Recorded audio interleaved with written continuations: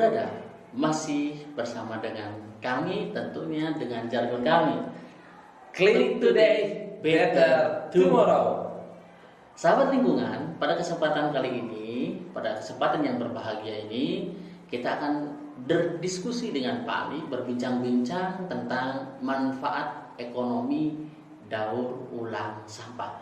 Sebagaimana kita sudah membahas tentang daur ulang sampah, sekarang adalah manfaat ekonominya dari daur ulang sampah. Tapi sebelum ke sana, kita tentunya akan bertanya dulu kepada pakar kita, Mr. Ali, bagaimana kabarnya untuk hari ini, Pak Ali? Alhamdulillah selalu baik, Pak Irfan. Tapi bagaimana nih di lingkungan Pak Irfan sekarang? Alhamdulillah Bersih sekarang. Sekarang kita mengikuti pelatihan, alhamdulillah lingkungan menjadi terjaga. Ya. Tentunya polusi udara semakin segar sekarang. Ya tentunya sobat lingkungan juga harus begitu ya, dengan mengikuti pelatihan ini ya bisa menerapkan ilmu-ilmu yang didapatkannya. Oke, Pak Ali, untuk kesempatan kali ini kita akan berbicara atau ngobrol-ngobrol dengan Pak Ali tentang manfaat ekonomi daur ulang sampah. Kira-kira apa kaitan daur ulang sampah dengan aspek ekonomi? Kok bisa disandingkan dengan ekonomi gitu? Jelas Pak Irfan, bisa karena daur ulang sampah ini sebenarnya salah satu metode pengolahan sampah yang memang tujuannya itu adalah mengurangi sampah kan ya, melestarikan lingkungan, mencegah pencemaran. Tetapi di sini yang unik dari daur ulang sampah, kita juga memanfaatkan sampah yang bisa diolah kembali gitu menjadi barang baru. Jadi si sampah itu kita olah kembali. Betul. Artinya kan di situ ada aspek yang berhubungan antara daur ulang sampah dengan ekonomi gitu Pak ya. Ya mungkin bagi kita yang belum bukan pelaku ekonomi semua ya, kita ya artinya tidak usah membeli barang lagi gitu. Cukup dengan memanfaatkan limbah yang ada, mengolah menjadi barang baru, maka kita dapatkan barang tanpa membeli. Itu kalau bagi orang yang bukan pemain dalam daur ulang gitu lah, ataupun bukan pelaku bisnis dalam daur ulang. Tetapi bagi produsen barang-barang gitu ya, yang memanfaatkan limbah ataupun barang yang daur ulang, ya artinya mereka tidak usah mencari, tidak usah membeli bahan pokok untuk membuat produknya. Ya, mereka cukup mengumpulkan bahan-bahan bekas yang bisa diolah, kemudian dibuat kembali menjadi barang baru. Berarti ini yang disebut dengan nilai ekonomi. Iya, artinya kan ada di situ ada ada nilai ekonominya. Kalau bagi seseorang yang mungkin tidak usah membeli barang baru, cukup memanfaatkan, mengolah yang ada menjadi barang yang bisa digunakan. Tapi untuk pelaku ekonomi atau pelaku bisnis, mereka memiliki keuntungan tentunya. Ya ini tidak usah membeli bahan pokok baru, cukup memanfaatkan limbah yang ada, mengolahnya menjadi produk-produk yang bernilai ekonomi, begitu Pak. Jadi sahabat lingkungan ya, jadi memang ada keterkaitan antara daur ulang sampah dengan ekonomi itu tadi ya.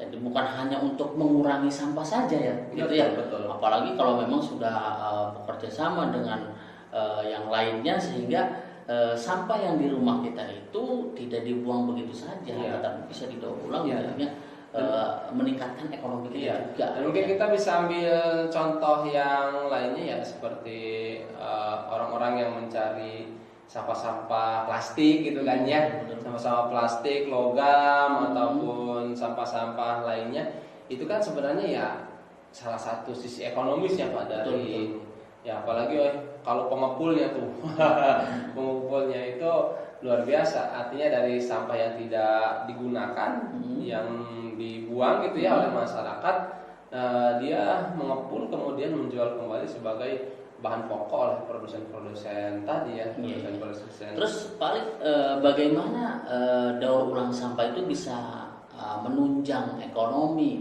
Itu maksudnya bagaimana Pak? Jadi begini Pak, daur ulang itu bisa menunjang ekonomi karena memang tadi ya, bagi pelaku-pelaku bisnis yang membutuhkan bahan pokok untuk membuat produknya kembali, ini akan menyebabkan ataupun akan berdampak ke dalam penghematan biaya produksinya. Oh, berarti menghemat biaya produksi ya. Produksi untuk apa? Ya untuk mengadakan bahan pokok baru yang diambil dari sumber daya alam.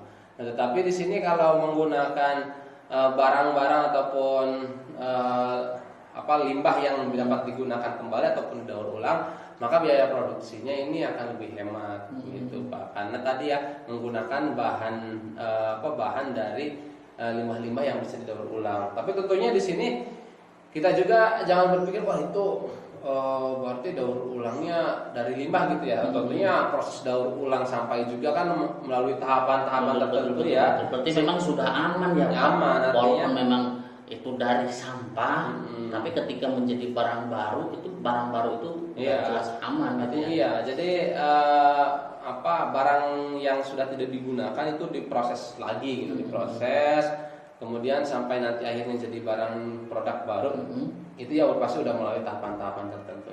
Dan tentunya kan hal-hal yang seperti ini Pak membuka membuka ataupun menciptakan lapangan kerja gitu. Peluang kerja, peluang bisnis, peluang ekonomi bagi masyarakat sekitar ataupun pelaku bisnis yang memang tekun gitu ya menggeluti bidang tersebut gitu. Betul juga ya Pak ya. Nah, ketika kita ingin berperan, jadi sahabat lingkungan, jikalau kita ingin berperan untuk mendaur ulang sampah ini menjadi ekonomi, kira-kira jenis apa saja sampah yang bisa didaur ulang Pak?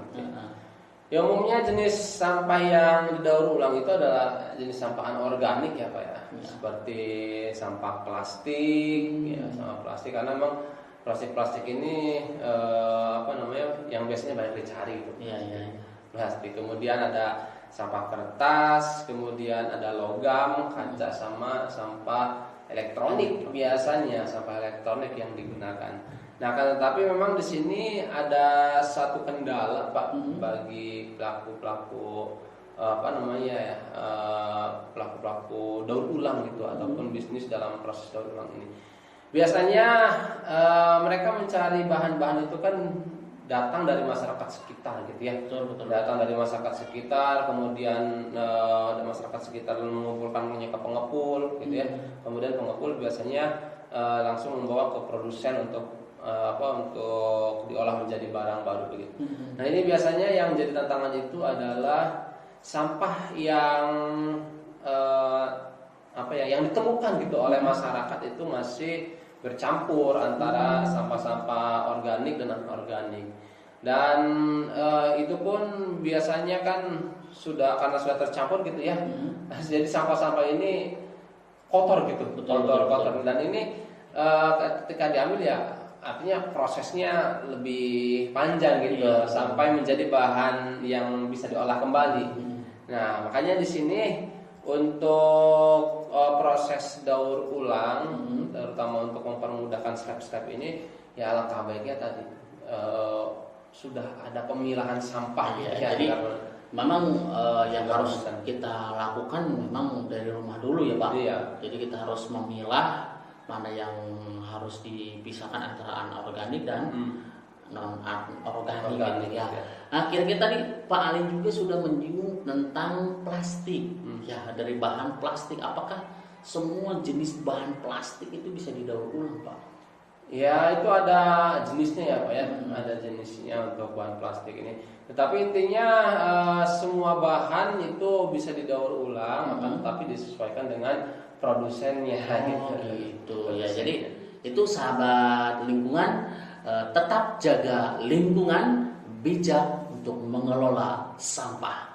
Clean today, better tomorrow.